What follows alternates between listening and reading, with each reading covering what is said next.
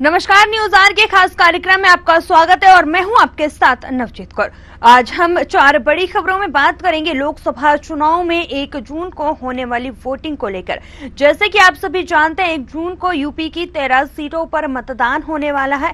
इनमें प्रमुख गाजीपुर, बलिया, घोसी और मिर्जापुर की सीट है। क्या इस सीट के सियासी समीकरण है, किन चीजों के आधार पर मानकर जनता वोट करने निकलेगी, तो आइए शुरू करते हैं 4 बड़ी खबरें।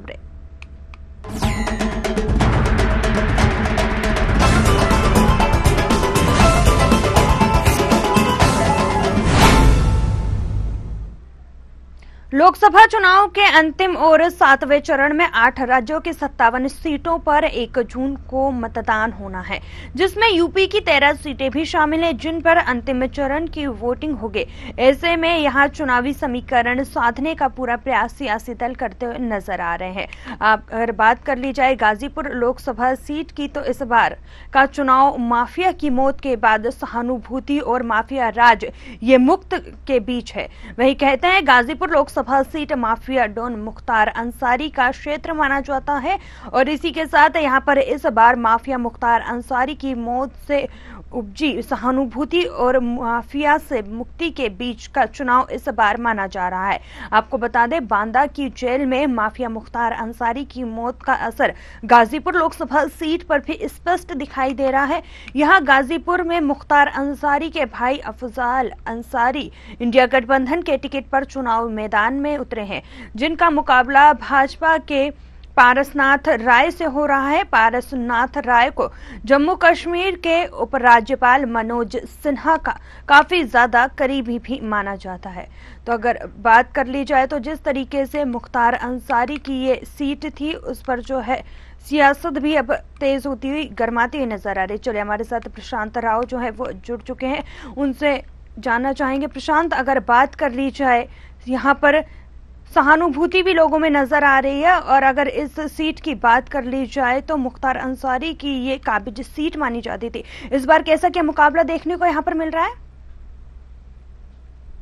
बिल्कुल अभिजीत, आपको बता दें कि उत्तर प्रदेश में जिस तरीके से चुनावी समीकरण बने हुए हैं, उसे कहीं ना कहीं जो है इस बार पूर्वांचल की 13 सीटों पर जो कल 1 जून को मतदान होने जा रहा है, उसको लेकर भारतीय जनता पार्टी ने पूरी कमर कस रखी है। और जिस गाजीपुर सीट के लिए बात की जा रही है, ये बड़ी महत्वपूर्ण सीट है और इस पर हालांकि पूर्व में 2019 का जब चुनाव हुआ था तो बहुजन समाज पार्टी के अफजाल अंसारी ने विजय पताका फहराई थी और उससे पहले वो समाजवादी पार्टी के सांसद रहे हैं। इस बार 2024 के चुनाव में वो इंडिया गठबंधन के प्रत्याशी समाजवादी पार्टी की तरफ से अफजाल अंसारी को टिकट मिला है। लेकिन चुनाव से एंड पहले अफजाल अंसारी के छोटे भाई मुख्तार अंसारी, जिसे माफिया के रूप में पूरा उत्तर प्रदेश जानता था, बांदा जेल में मौत होने के बाद जिस तरीके की सहानुभूति बटोर रहे हैं, उसी सहानुभूति के भरोसे ये चुनाव जो है लड़ा जा रहा है। उनके सामने जम्मू कश्मीर के उपराज्यपाल मनोज सिन्हा के काफी करीबी पारसनाथ राय चुनाव मैदान में है भारतीय जनता पार्टी की तरफ से। तो ये जो चुनाव है आपकी बात दिलचस्प बना हुआ है। हालांकि मुख्तार अंसारी की मौत जिस तरीके से हुई उसको लेकर अभी भी संदिग्ध अवस्था है। हालांकि पुलिसिया जांच चल रही है और कोर्ट ने जांच के जो निर्देश दिए उस पर काम हो रहा है। लेकिन इस सहानुभूति के नाते कहीं ना कहीं इस बार जो इंडिया गठबंधन पूर्वांचल में मुस्लिम वोटों को अपने पाले में लाने की कोशिश की है। कल साफ तय हो जाएगा कि आखिर में जो है मुस्लिम वोट किसके पाले में गया है और रणनीति अभी की नहीं है, पूर्व में अदावत हो रही वो हमेशा अफजाल अंसारी की रही है, मुख्तार अंसारी परिवार की रही है। पहले भी यहाँ पर मनोज सिन्हा के सामने चुनाव लड़ चुके हैं, लेकिन हार का सामना करना पड़ा था। लेकिन जिस तरीके के समीकरण 2024 में बने हैं, उसका मुख्य कारण यही है कि मुख्तार अंसारी की मौत का यहाँ कारण जिस तरीके से जेल के अंदर उन्हें धीमा जहर देना या पर प्रताड़ित किए जाने का जो आरोप उनके परिवार की तरफ से लगाया गया है, उस सहानुभूति के आधार पर पूरे गाजीपुर में एक माहौल बनाया गया है और उसी आधार पर इंडिया गठबंधन यहाँ वोट मांगने का काम कर रहा है। हालांकि पारस राय नाथ के लिए ये भी राह कठिन नहीं है कि किस तरीके से इस जो आरोप को जुटलाया जा सके या फिर कैसे जो है यहाँ पर अफजाल अंसारी जो वर्तमान के बीएसपी के सांसद हैं उनको हराया जा सके। बड़ी कस्मकस इस सीट पर बनी हुई है। तो भाई भारतीय जनता पार्टी की सीट बड़ी कांटे की मानी जा रही है और इसके साथ यह भी है कि किस तरीके से मुख्तार परिवार का यहाँ पर मुंह तोड़ा जा सके। जनता को एक बार भारतीय जनता पार्टी की तरफ से मोड़ा जा सके। ये तमाम बातें जो चल रही हैं और इन्हीं तमाम बातों के बीच में कल जो है जनता इनके भाग्य का फैसला कर देगी। क्या एक बार अफजाल अंसारी के साथ जनता फिर रहेगी या पारसनाथ राय को यहाँ जनता का समर्थन मिलेगा? यह पारसनाथ राय का नहीं बल्कि अप्रत्यक्ष रूप से देखा जाए तो ये जो है भारतीय जनता पार्टी की प्रतिष्ठा दांव पर लगी हुई है। और इसके साथ ही जो जम्मू एंड कश्मीर के उपराज्यपाल है मनोज सिन्हा, उनके नाम की भी प्रतिष्ठा यहाँ पर दांव लगी है। और इसी प्रतिष्ठा को लेकर यहाँ पर वोट पारसनाथ मांगे कि भारतीय जनता पार्टी को जिताना है और मनोज सिन्हा की जो राजनीति है उसे आगे बढ़ाना है। इसी बलबूते यहाँ चुनाव गाजीपुर में हो रहा है और कल पूर्वांचल का फैसला हो जाएगा। चलिए, बिल्कुल जिस तरीके से आपने कहा बीजेपी की जो है प्रतिष्ठा दांव पर लगी है, अगर वही बात कर ली जाए गाजीपुर की, तो यहाँ पर ऐसे क्या मुद्दे हैं जो हावी होते हुए नजर आएंगे? देखिए, गाजीपुर की बात की जाए तो गाजीपुर में जो सबसे बड़ा मुद्दा रहा है अपराध, कानून व्यवस्था, शिक्षा, चिकित्सा, स्वास्थ्य, ये सबसे बड़े मुद्दे रहे हैं। और क्योंकि पूर्वांचल के सबसे किनारे क्षेत्र में बसा हुआ गाजीपुर है, तो ऐसे में हालांकि गाजीपुर का देखा जाए ऐतिहासिक एक अपना स्थान भी है और इसके साथ ही जो एक तरीके से देखा जाए कि गाजीपुर में जिस तरीके से मुख्तार परिवार का वहाँ राजशाही स्तर कायम रहा है और उसके तरीके से वो लगातार वहाँ पर फायदा उठाती हुए राजनीति में ये परिवार सक्रिय रहा है। और इसी तरीके से मुख्तार अंसारी ने इस क्षेत्र में अपना दबदबा कायम रखा। उसके साथ ही अफजाल अंसारी हो या उनके भाई शिकवतुल्लाह अंसारी हो, ये जो परिवार रहा है इसने राजनीति में कदम रखते ही पूरे जो पूर्वांचल को अपनी एक तरीके से सल्तनत में जगाड़ रखा था और धर्म विशेष की राजनीति के आधार पर इन्हें मजबूत माना जाता था। लेकिन जिस तरीके से 2 बार से वहां अफजाल अंसारी चुनाव जीत रहे हैं, इससे यह जरूर है कि अफजाल अंसारी को सभी जाति धर्मों का वहां पर वोट मिलता है। इसी के तहत वो जीतते नजर आ रहे हैं। लेकिन उनके लिए भी होगा कि वो तीसरी बार हैट्रिक मार पाते हैं या नहीं, या क्या भारतीय जनता पार्टी उनके इस किले को भेज पाएगी? पारसनाथ राय के सहारे इस बार भारतीय जनता पार्टी ने वहां पर इस किले को भेजने का काम करने का जो रणनीति बना रखी है उसमें कितनी कारगर होती है। अगर भारतीय जनता पार्टी इस सीट पर कारगर होती है तो निश्चित रूप से मुख्तार अंसारी परिवार का जो मोह है वो जनता से टूट जाएगा। चलिए, बिल्कुल आप हमारे साथ बने रहिए और 3 बड़ी खबरों पर भी आपसे अपडेट लेते रहेंगे। तो जिस तरीके से गाजीपुर लोकसभा सीट की बात हो रही है, तो यहाँ से मुख्तार अंसारी के भाई अफजाल अंसारी इंडिया गठबंधन से चुनावी मैदान में। वहीं अगर भाजपा से बात कर ली जाए तो पारसनाथ राय वो यहाँ पर चुनावी मैदान में जम्मू कश्मीर के उपराज्यपाल मनोज सिन्हा की काफी करीबी माने जाते हैं। चलिए, इसी के साथ बढ़ते दूसरी बड़ी खबर की और जो बलिया से आपको बता दें कि उत्तर प्रदेश की आखिरी लोकसभा सीट मानी जाती है बलिया, क्योंकि उसके बाद गंगा पार से बिहार राज्य के सीमा शुरू हो जाती है। बलिया भी उन 57 लोकसभा सीटों में शामिल है जहां आखिरी चरण में शनिवार को 1 जून को मतदान होने वाला है। बीजेपी से नीरज शेखर और समाजवादी पार्टी से आपको बता दें कि सनातन पांडे इंडिया गठबंधन के उम्मीदवार हैं। बलिया के बारे में बहुत सारी अच्छी बातें सुनने और कहने के लिए हैं, लेकिन एक तकलीफ बलिया के लोगों को हमेशा से रहती है। इस जिले में किसी की कोई अगर जटिल बीमारी हो जाए तो उसे बनारस या लखनऊ जाना पड़ता है इलाज करवाने के लिए। इस बार का लोकसभा चुनाव भी कुछ ऐसा ही दिख रहा है। बीजेपी के नीरज शेखर का भी बनारस या लखनऊ यानी प्रधानमंत्री नरेंद्र मोदी और फिर योगी आदित्यनाथ पर ही ज्यादा भरोसा है। बलिया ब्राह्मण बहुल लोकसभा सीट है, यहाँ पर 15% वोटर ब्राह्मण है, लेकिन ये भी एक हकीकत है कि यहाँ के कभी भी ब्राह्मण सांसद नहीं रहा है। वही कहने का आशय ये है कि यहां से ब्राह्मण प्रत्याशी कभी भी नहीं जीता। इस बार इस जुमले में भी आपको लगता है कि ब्राह्मणों को लामबंद करने के लिए इस्तेमाल किया जा रहा है। तो जिस तरीके से बलिया लोकसभा सीट की बात हो रही थी, तो यहाँ पर चुनावी मैदान में प्रधानमंत्री नरेंद्र मोदी हो या फिर योगी आदित्यनाथ हो, उन्होंने अपनी पूरी ताकत झोंक दी थी। चलिए, हमारे साथ जो है प्रशांत राव जुड़े हैं। जी प्रशांत, अगर बलिया लोकसभा सीट की बात कर ली जाए तो यहाँ पर क्या कुछ कहते हैं समीकरण? देखिए, बलिया जो है ऐतिहासिक धरती रही है और इसे बागी बलिया के नाम से भी पुकारा जाता है। यहाँ से पूर्व प्रधानमंत्री चंद्रशेखर जी रहे हैं और उनका बड़ा रुतबा रहा है। उनके बेटे भारतीय जनता पार्टी 2019 में यहाँ से सांसद चुने गए थे और दूसरी बार उन्हें भारतीय जनता पार्टी ने फिर मैदान में उतारा है। उनके सामने यहाँ पर जो है समाजवादी पार्टी के सनातन पांडे हैं, तो वही बहुजन समाज पार्टी ने वहाँ मौर्य समाज के व्यक्ति को यहाँ पर चुनावी मैदान में उतारा है। तो यहाँ पर केवल जो इस बार जो है 2 प्रत्याशियों के बीच मुकाबला नहीं देखा जा सकता है। इस सीट पर यहाँ मौर्य जो वोटर्स है उनकी भी काफी संख्या है। ऐसे में मौर्य और साथ ही अनुसूचित जाति का वोट भी बहुजन समाज पार्टी की तरफ जो है मूड बनाए हुए है। तो ऐसे में यहाँ पर नीरज शेखर के लिए थोड़ा जो सफर है वो कठिन हो सकता है। वहीं सनातन पांडे को समाजवादी पार्टी से उतारने के बाद जिस तरीके से यहाँ वोटों में बिखराव की बात कही जा रही है और उसको कहीं ना कहीं नीरज शेखर संभालने में लगे हुए हैं, कैसे भी जो ब्राह्मण वोटर्स हैं वो भारतीय जनता पार्टी के पक्ष में रखे जाए ताकि इस बार जो है जीत सुनिश्चित हो सके। भारतीय जनता पार्टी के तमाम बड़े नेताओं ने यहाँ पर दौरा किया है और नीरज शेखर के लिए वोट मांगे हैं। नीरज शेखर अपने पिता चंद्रशेखर जी की दम पर यहाँ पर वोट मांग रहे हैं, उनकी विरासत के नाम पर वोट मांग रहे हैं, उनके विकास कार्यों, उनके निर्णयों और उनके विचारों के आधार पर उन्हें जीत को लेकर जो है मांग की है।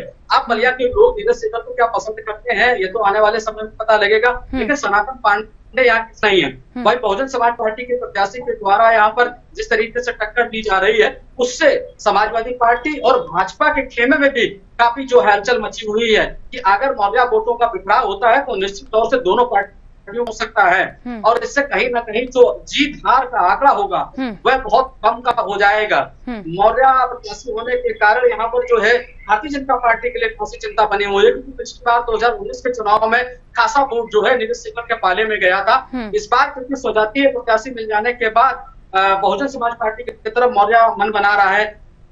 तो समाजवादी पार्टी तो ऐसे में मुस्लिम वोटर्स वो फ्री है तो वो बहुजन समाज पार्टी की तरफ मुंह बना रहा है। कल ये बटन दबाकर जो मतदाता है वो तय कर देंगे। लेकिन बलिया में भी कांटे की टक्कर जिस तरीके से राजनीतिक जो वहाँ विशेषज्ञ है वो बता रहे हैं कि नीरज शेखर के लिए जीत हार का जो मायना होगा वो बहुत कम का होगा, चाहे समाजवादी पार्टी नीरज शेखर यहाँ से पुनः पर जीत हासिल करें, लेकिन यहाँ वोटों का जीत का प्रतिशत है वो कम हो जाएगा। अगर कहीं सनातन पांडे को मुस्लिम, ब्राह्मण, क्षत्रिय और इसके साथ ही यहाँ जो यादव वोट बैंक है, अदर ओबीसी है, वो अगर मिल जाता है कुछ प्रतिशत में, अदर ओबीसी की बात की जाए तो 5% भी अगर मिलता है तो बड़ी टक्कर यहाँ नीरज शेखर के लिए होगी। तो वहीं अगर बहुजन समाज पार्टी के प्रत्याशी द्वारा वोट काटा जाता है तो उससे इन दोनों लोगों को नुकसान भी हो सकता है। बिल्कुल, अगर वहीं पर यहाँ पर बात कर ली जाए तो उससे पहले जिस तरीके से बताया, अगर कोई जटिल बीमारी हो जाती है तो उसके लिए लोगों को वाराणसी या उत्तर प्रदेश की तरफ जो है रुख करना पड़ता है, लखनऊ की तरफ। और इस बार जो है जिस तरीके से देखा जाए कि नीरज शेखर, उनका भी जो भरोसा है, माफ कीजिएगा, उनका जो भरोसा है वो प्रधानमंत्री नरेंद्र मोदी और उत्तर प्रदेश के सीएम योगी आदित्यनाथ के ऊपर ज्यादा है। अगर वहीं बात कर ली जाए तो स्थानीय मुद्दे वहां के क्या कुछ हैं? बहुत अच्छा सवाल पूछा है। स्थानीय मुद्दों की बात की जाए तो बागी बलिया हमेशा वहां से प्रसिद्ध रहा है और यहाँ से वो पहली क्रांति जिस तरीके से कही जाती है कि मंगल पांडे ने जगाई थी अंग्रेजों के विरुद्ध, लेकिन उसके बावजूद भी चाहे कांग्रेस की सरकार रही हो वो जो है वहां को दर्जा मिलना चाहिए था, क्योंकि आजादी की लड़ाई में सबसे महत्वपूर्ण भूमिका उत्तर प्रदेश में बलिया की मानी जाती है और विश्व भर में बलिया के लोगों को बागी बलिया के नाम से जाना जाता है। और यहाँ से खुद चंद्रशेखर जी प्रधानमंत्री रहे, लेकिन इस क्षेत्र का विकास नहीं हो पाया। और आपने स्वास्थ्य की बात की, चिकित्सा की बात की, यानी कि और इसके साथ ही और यहाँ की शैक्षिक और सामाजिक स्थिति की बात की जाए तो बड़ी दयनीय बनी हुई थी। हालांकि भारतीय जनता पार्टी ये दावा ठोकती आई है कि 2014 में जब यहाँ पर केंद्र में सरकार आई, 2017 में उत्तर प्रदेश की सरकार आई, तो लगातार यहाँ विकास हो रहा है। और अभी भी देखिए बागी बलिया की बात की जाए तो वहाँ लोग रोजगार को लेकर खासे परेशान दिखते हैं, शिक्षा को लेकर खासे परेशान दिखते हैं, तो वही चिकित्सा और स्वास्थ्य को लेकर यहाँ की चिंताएं सबसे महत्वपूर्ण है। लोग या तो बनारस की तरफ भागते हैं या फिर गोरखपुर की तरफ भागते हैं। उसमें भी अगर गोरखपुर की बात की जाए तो गोरखपुर में जो गौरक्षनाथ पीठ मंदिर की तरफ से जो यहाँ हॉस्पिटल है उसमें खासी सुविधाएं उनको मिलती हैं, लेकिन अभी भी बलिया को वो जो दर्जा मिलना चाहिए था ऐतिहासिक स्तर पर वो अभी तक किसी भी सरकार ने नहीं दे पाया है। और इसी दर्जे को लेकर, इसी विकास कार्य को लेकर और इन्हीं मुद्दों को लेकर समाजवादी पार्टी हो, बहुजन समाज पार्टी हो, वो चुनाव लड़ रही है कि अगर चंद्रशेखर जी की बात की जाए, उनके बेटे यहाँ नीरज शेखर चुनाव लड़ रहे हैं, तो वही भारतीय जनता पार्टी की केंद्र में सरकार रही है, दूसरी बार उत्तर प्रदेश में भी सरकार है, कांग्रेस पहले से यहाँ पर चुनाव जीत चुकी है और सरकार रही है, लेकिन बाकी बलिया को वो वहां लाभ नहीं मिला जिस तरीके की लोग अपेक्षाएं करते थे, क्योंकि ये जो है जो उत्तर प्रदेश के बॉर्डर पे बसा जला है और यहाँ की जो आधारभूत सुविधाएं हैं वो चिकित्सा, शिक्षा, स्वास्थ्य और इसके साथ ही रोजगार, वो अभी तक कोई भी सरकार पूरे नहीं कर पाए। आगे हालांकि भारतीय जनता पार्टी की तरफ से लगातार ये बताया जा रहा है कि सरकार में बहुत कुछ सुधार किया है और इस आधार पर एक बार फिर मौका दिया जाए, लेकिन जनता का मूड कहीं ना कहीं कुछ प्रतिशत अभी खिन्न दिख रहा है। उसका खामियाजा हालांकि नीतीश सरकार को भुगतना पड़ सकता है, क्योंकि उनके पिता भी प्रधानमंत्री रहे हैं और जिस सरकार में वो सांसद हैं, 2 बार की सरकार रही है, 2 बार की राज्य में सरकार रही है, तो इसका भी कहीं ना कहीं जो है नाराजगी का खामियाजा नीतीश सरकार को भुगतना पड़ सकता है। बिल्कुल, आप बने रहिए। तीसरी बड़ी खबर पे भी आपसे अपडेट लेंगे। तो बात हो रही थी यहाँ बलिया की, जहां पर आपको बता दें कि ब्राह्मण बहुल लोकसभा सीट है ये। यहाँ पर 15% वोटर ब्राह्मण हैं, लेकिन ये भी एक हकीकत है कि यहाँ से कभी भी ब्राह्मण सांसद नहीं रहा है।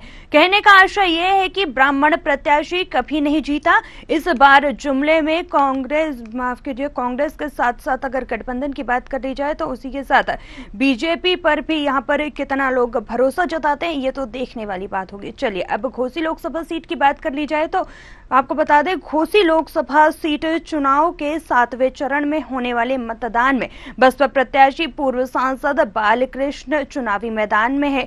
वहां वे कहते हैं जनता के बीच विकास के मुद्दों को लेकर जा रहे हैं और कांग्रेस छोड़कर बसपा का दामन थामे पूर्व सांसद बालकृष्ण चौहान को बसपा ने घोसी से जो है प्रत्याशी घोषित किया है। सपा से राजीव कुमार राय चुनाव लड़ रहे हैं। उत्तर प्रदेश में लोकसभा चुनाव को लेकर पूर्वांचल की घोसी लोकसभा सीट प्रदेश की सियासत में जो खासी मुकाम रखती है। इसी के साथ 2019 में लोकसभा चुनाव में घोसी लोकसभा सीट बहुजन समाज पार्टी के अतुल राय ने जीती थी। घोसी लोकसभा सीट के इतिहास पर अगर नजर डालें तो पता चलता है कि यहाँ कभी भी वामपंथ और कांग्रेस कितने मजबूत हुआ करते थे। कांग्रेस आपको बता दें यहाँ पर 6 बार लोकसभा चुनाव जीती, जबकि वाम दल कम्युनिस्ट पार्टी ने 5 बार घोसी लोकसभा सीट पर जीत हासिल की।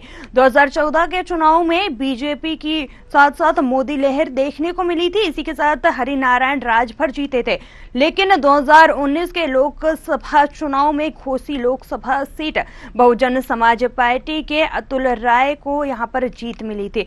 बिल्कुल, हमारे साथ जो है प्रशांत राव जुड़े हुए हैं। जी प्रशांत, अगर इस सीट की बात कर ली जाए, घोसी लोकसभा सीट की, तो यहाँ पर क्या कुछ कहते हैं चुनावी समीकरण? बिल्कुल, देखिए 2024 के चुनावी समीकरण जो है इस बार बदले बदले से नजर आ रहे हैं। ये जो सीट थी वो भारतीय जनता पार्टी के पास 2019 में थी, लेकिन इस बार एस-बीएसपी एनडीए गठबंधन में शामिल हो गई है। इस सीट जो है सोहेल तो भारतीय समाज पार्टी के खाते में चली गई है। यहाँ से अरुण राजभर चुनाव लड़ रहे हैं, जो कि एस-बीएसपी के राष्ट्रीय अध्यक्ष ओम प्रकाश राजभर के बेटे हैं। ओम प्रकाश राजभर उत्तर प्रदेश सरकार में कैबिनेट मंत्री हैं और इसी आधार पर जो है, क्योंकि यहाँ पर राजभर वोटों की संख्या काफी है और इसके साथ ही यहाँ छपकी और वैश्य और उसके साथ ही ब्राह्मण वोट भी काफी संख्या में है। इस आधार पर ये जो सीट है ओम प्रकाश राजभर ने मांगी थी और ये यहाँ पर जिस तरीके से चुनाव लड़ा जा रहा है तो वह राह इतनी आसान नहीं दिखाई देती है। 2019 के चुनाव में समाजवादी पार्टी और बहुजन समाज पार्टी का गठबंधन था। यहाँ पर बहुजन समाज पार्टी के अतुल राय ने सीट जो है 2019 में यह सीट जो है बीएसपी के पास थी, लेकिन 2024 में यहाँ पर जो है बसपा ने इस बार जो बसपा ने अपने प्रत्याशी बालकृष्ण को चुनाव मैदान में उतारा है, जो कि समाजवादी पार्टी के पूर्व सांसद हैं, उनको उतारा है। समाजवादी पार्टी ने राजीव राय को चुनाव में उतारा है। राजीव राय का इस क्षेत्र में काफी नाम माना जाता है और समाजवादी पार्टी के वरिष्ठ नेता है, लेकिन यहाँ कटोरी मुकाबला बना है। एनडीए के लिए ये राह इतनी आसान नहीं है, तो वहीं अगर कहा जाए इंडिया गठबंधन के लिए भी इतना आसान नहीं है, क्योंकि बालकृष्ण जो है पूर्व सांसद है, सक्रिय नेता रहे हैं, समाज सेवा में भी रहे हैं। बहुजन समाज पार्टी ने उनके ऊपर दांव लगाया है। यह सीट बहुजन समाज पार्टी की रही है। यहाँ से अतुल राय ने 2019 में चुनाव जीता था, तो बहुजन समाज पार्टी यहाँ कड़ी टक्कर देते हुए नजर आ रही है। भले ही इस सीट को लेकर चाहे प्रधानमंत्री नरेंद्र मोदी हो, गृह मंत्री अमित शाह हो, मुख्यमंत्री योगी आदित्यनाथ हो, तमाम केंद्रीय मंत्रियों ने अरुण राजभर के लिए यहाँ पर वोट मांगा है, लेकिन कहीं ना कहीं कोई विरोध जो है उनको झेलना पड़ रहा है। पूर्व में आपने देखा होगा कि ब्राह्मण समाज की एक बैठक चल रही थी, जिसमें अरुण राजभर या उनके पिता द्वारा एक पूर्व में की गई ब्राह्मणों की टिप्पणी काफी महंगी पड़ गई थी, जिसके बाद उत्तर प्रदेश के उप मुख्यमंत्री ब्रजेश पाठक ने हरे समाज के आगे ये अरुण पाठक से कहा, यहाँ पे अरुण राजभर से कहा कि इन सभी से माफी मांगो। वो जो वीडियो था काफी सोशल मीडिया पर फेमस रहा और उसके बाद यह माफी मांगने के बाद यहाँ डैमेज कंट्रोल की बात की जा रही थी, लेकिन बालकृष्ण चौहान के बाद यहाँ पर जो है वो समीकरण बदल चुका है। ऐसे में इस सीट पर त्रिकोणीय मुकाबला माना जा रहा है। जो राजनीतिक विशेषज्ञ है वो अभी साफ तौर से ये नहीं जान पा रहे हैं कि आखिरकार किसको जीत मिलेगी। जनता यहाँ बिल्कुल साइलेंट है और कल ईवीएम की बटन दबाकर यहाँ पर जो है भाग्य का फैसला हो जाएगा। सबसे महत्वपूर्ण बात है कि ये सीट पर बहुजन समाज पार्टी को कब्जा रखना सबसे महत्वपूर्ण है, क्योंकि 2019 के चुनाव में यहाँ पर बहुजन समाज पार्टी जीती थी। तो ऐसे में बालकृष्ण के ऊपर दांव खुलकर मायावती ने बड़ी चाल तो चली है, लेकिन अगर ये कामयाब होती है तो बसपा के लिए कम से कम यहाँ से सांसद जो है मिल सकता है, क्योंकि बसपा के पास 2019 में गठबंधन में यहाँ 10 उत्तर प्रदेश में लोकसभा सदस्य चुने गए थे, लेकिन इस बार क्योंकि बहुजन समाज पार्टी ने जो है अपने पूर्व के जो सांसद रहे हैं उनको यहाँ टिकट नहीं दिया है, केवल जौनपुर में श्याम सिंह यादव को ही टिकट दिया है। तो ऐसे में इन सीटों पर जीत करना बसपा के लिए बड़ी महत्वपूर्ण भूमिका है और इसके साथ ही उसकी प्रतिष्ठा भी है और उसके लिए अपनी पहचान भी है। वहीं भारतीय जनता पार्टी के लिए भी है कि इन सीटों पर कैसे कब्जा कर पाए, खासकर एसबीएसपी के लिए महत्वपूर्ण है कि वह सीट पर किस तरीके से कब्जा जमा। इस पर एसबीएसपी के राष्ट्रीय अध्यक्ष ओम प्रकाश राजभर की चुनाव पर लगी है इज्जत, क्योंकि पूर्व उनके बेटे पहले ही विधानसभा का चुनाव हार चुके हैं। ऐसे में सांसद को अपना देख रहे हैं, पार्टी को समय भेजना भी है। ये महत्वपूर्ण भूमिका है। परिवारवाद का जो ओम प्रकाश राजभर हारते हैं तो उनके ऊपर परिवारवाद का आरोप निश्चित तौर से सफल हो जाएगा, जिस तरीके से विपक्ष लगाती है कि केवल अपने बेटे को और अपने परिवार के लोगों को आगे बढ़ाने को लेकर ही ओम प्रकाश राजनीति कर रहे हैं। जी बिल्कुल, चलिए इसी के साथ अगली बड़ी और चौथी बड़ी खबर की बात करेंगे। उत्तर प्रदेश की मिर्जापुर लोकसभा सीट की, जहां एनडीए के सहयोगी दल अपना दल एस की अनुप्रिया पटेल का मुकाबला सपा प्रत्याशी रमेश बिंद से है। अनुप्रिया लगातार तीसरी बार इस सीट से सांसद बनने के लिए चुनावी मैदान में है। प्रधानमंत्री नरेंद्र मोदी सहित यूपी के मुख्यमंत्री और भाजपा के दूसरे नेताओं ने अनुप्रिया के लिए खूब प्रचार प्रसार किया। वहीं देश के धार्मिक पर्यटन में अहमियत रखने वाली विंध्य क्षेत्र के मिर्जापुर में कई सवाल और इन्हीं के साथ चुनावी गणित भी निर्भर करता है। बड़ा सवाल यह है कि ब्राह्मण मतदाता किधर जाएंगे। कब तक के चुनाव में भाजपा के प्रति इनका लगाव रहा है, लेकिन अगर बात कर ली जाए इस बार बसपा ने ब्राह्मण उम्मीदवार खड़ा किया है। हालांकि मिर्जापुर के लोग कहते हैं इससे कोई फर्क नहीं पड़ता, ब्राह्मण प्रधानमंत्री नरेंद्र मोदी के साथ ही रहेंगे। अलग बात है कि लड़ाई त्रिकोणीय हो सकती है। दूसरा सवाल यह है कि संविधान बदलने का मुद्दा कितना असरदार साबित होगा यहाँ पर।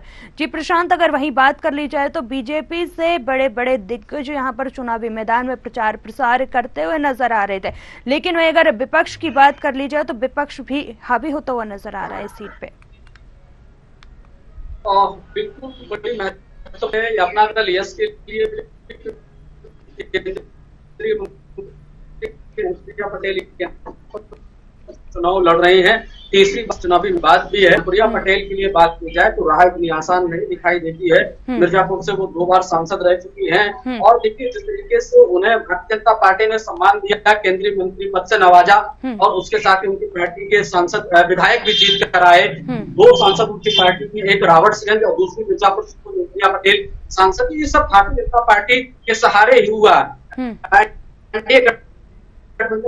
शामिल होने के बाद ही अनुप्रिया पटेल को इतनी इज्जत मिल पाई है, बढ़ोतरी पाई है, राज्य में राज्य पार्टी का दर्जा भी मिल पाया है।